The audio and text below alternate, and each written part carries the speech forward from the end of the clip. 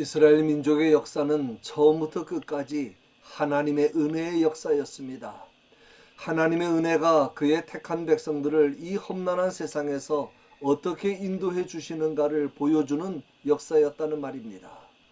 그러나 그들은 40년 동안 순간순간 하나님께서 자기들을 위하여 행하시는 기사와 이적을 직접 목격하고 체험하면서도 감사와 감격은 잠시뿐이었고, 그 순간이 지나가면 또다시 하나님을 원망하기를 40년 동안 반복했습니다.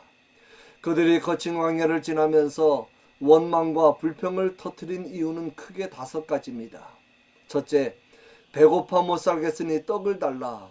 둘째, 목말라 죽겠다, 물을 달라. 셋째, 현기증이 난다, 고기를 달라.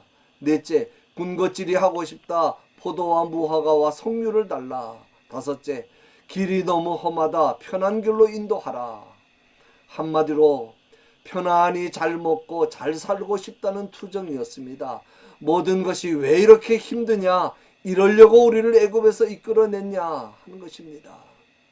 이스라엘을 애굽에서 이끌어낸 분이 누굽니까? 하나님입니다. 그러니 모세를 원망하는 것은 그를 세우시고 사명을 주시고 그의 배후에서 역사하시는 하나님을 원망하는 것입니다.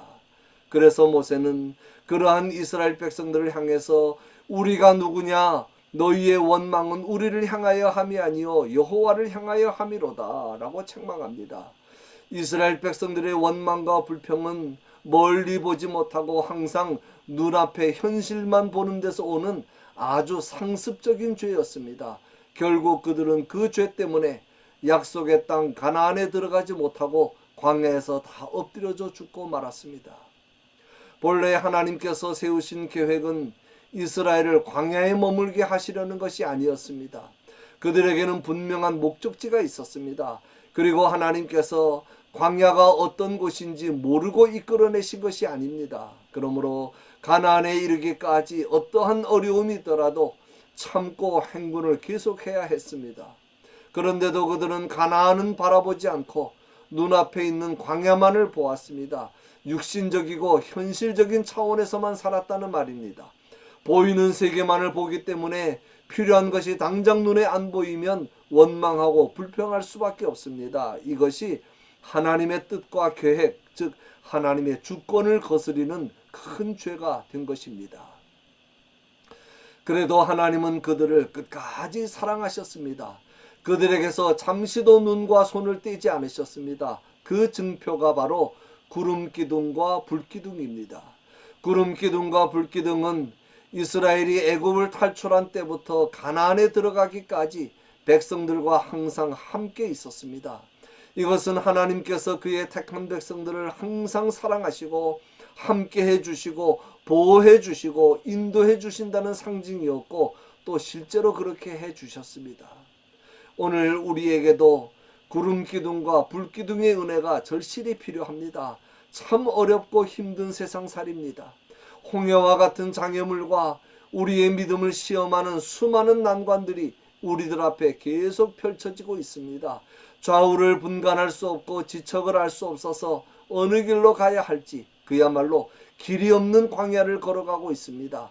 앞일을 예측할 수 없는 불황과 불안의 시대를 살아가고 있습니다. 이러한 우리에게 반드시 길을 인도하시는 하나님의 구름기둥과 불기둥의 은혜가 있어야만 합니다. 그래야 우리가 이 험난한 광야와 같은 세상을 지나 영원한 가나안까지 무사히 갈 수가 있습니다. 그러면 구름기둥과 불기둥은 구체적으로 어떤 은혜입니까? 첫째로 하나님께서 행로를 결정해 주시는 은혜입니다. 이스라엘 백성들의 행로는 전적으로 하나님께서 정하신 것입니다. 하나님께서 어느 길로는 더 가까울지라도 인도하지 않으시고 어느 길로는 더 멀고 힘든 길인데도 그 길로 인도하셨다고 말씀합니다. 그 이유는 2가지입니다. 하나는 너무 빨리 쉽게 가나안을 얻게 되면 하나님의 능력이나 고난의 의미를 깨닫지 못하고 자기들의 힘으로 얻은 줄로 착각하고 교만하게 되기 때문입니다. 또 하나는 가까운 길로 가게 되면 싸움 잘하기로 소문난 블레셋 사람들의 땅을 통과하게 됩니다. 그렇게 되면 백성들이 당황하고 낙심하여 애굽으로 되돌아갈 수 있습니다. 그래서 하나님은 그 멀고도 험한 홍해가 가로놓여 있는 광야길로 백성들을 인도하신 것입니다. 이스라엘 백성들은 항상 구름 기둥과 불 기둥이 앞서 행하면 출발했고 멈추면 정지했습니다. 구름 기둥과 불 기둥이 움직이지 않을 때는 한 달이고 1년이고 계속 한 자리에 머물 때도 있었습니다. 백성들 임의대로 하지 않고 구름 기둥과 불 기둥이 움직일 때 그 움직이는 곳으로만 따라갔습니다. 저와 여러분의 인생 행로도 하나님께서 정하신 것입니다. 지금까지 살아온 길을 가만히 한번 생각해 보십시오. 내가 정하고 살아온 것 같지만 그렇지 않습니다. 잠언 20장 24절에 사람의 걸음은 여호와로 말미암나니 사람이 어찌 자기의 길을 알 수 있으랴고 말씀합니다. 사람은 아무도 자기의 길을 알지 못합니다. 알고 살아온 것이 아닙니다. 알고 여기까지 온 것이 아닙니다. 우리는 알지 못했지만 하나님께서 계획을 가지시고 우리의 걸음을 이 길로 여기까지 인도하셨음을 믿으시기 바랍니다. 그러므로 내가 지금 가는 길이 먼 길로 돌아가는 길 같고 답답하게 보여도 불안해하거나 조바심 갖지 마십시오. 힘들고 어렵더라도 낙심하지 마십시오. 고독하고 외롭더라도 절망하지 마십시오. 하나님께서 정해주신 이 길 속에 은혜 주시고 복 주시고자 하시는 하나님의 깊은 섭리와 뜻과 계획이 있는 줄로 믿고 감사하며 가시기를 바랍니다. 둘째로, 하나님께서 앞서 인도하시는 은혜입니다. 여호와께서 그들 앞에서 가시며 낮에는 구름 기둥으로 그들의 길을 인도하시고 밤에는 불기둥을 그들에게 비추사 낮이나 밤이나 진행하게 하셨다고 말씀합니다. 이스라엘 백성들이 가는 길에는 높은 산과 깊은 골짜기가 가로놓여 있었고 도처에 강한 이방 민족들이 기다리고 있었습니다. 그러나 하나님은 항상 앞에서 가시면서 모든 장애물을 제거해 주셨고 모든 어려움을 능히 견딜 수 있게 해 주셨습니다. 이것은 지극히 당연한 일이었습니다. 하나님께서 인도하신 길이니 하나님께서 어련히 알아서 하시지 않겠습니까? 신명기 1장에 이스라엘 백성들이 광야 40년 생활을 회고하는 말씀이 나옵니다. 하나님께서 항상 너희보다 먼저 가셨다고 반복해서 말씀하십니다. 그리고 위험하고 힘든 길에서는 부모가 아들을 안아서 옮겨주는 것처럼 하나님께서 너희를 안아서 가나안까지 인도하셨다는 것입니다. 하나님은 백성들을 앞에 가고 뒤따라오시는 분이 아닙니다. 항상 백성들보다 앞에 먼저 가시면서 모든 적들을 미리 제거하여 주시고 장막 칠 곳을 미리 찾아 그리로 인도하셨습니다. 하룻밤을 머물지 한 달을 머물지 1년을 머물지 얼마나 오래 머물지는 모르지만 하나님께서 미리 먼저 가셔서 머물 장소까지 찾아서 정해 주셨습니다. 그리고 아버지와 아들이 길을 가다가 험한 곳을 만나면 아버지가 아들을 안고 가는 것처럼 하나님은 광야 생활 내내 이스라엘 백성들을 안고 가셨다는 것입니다. 이 얼마나 감사한 말씀입니까? 셋째로, 떠나지 아니하시는 은혜입니다. 낮에는 구름 기둥 밤에는 불 기둥이 백성 앞에서 떠나지 아니하니라.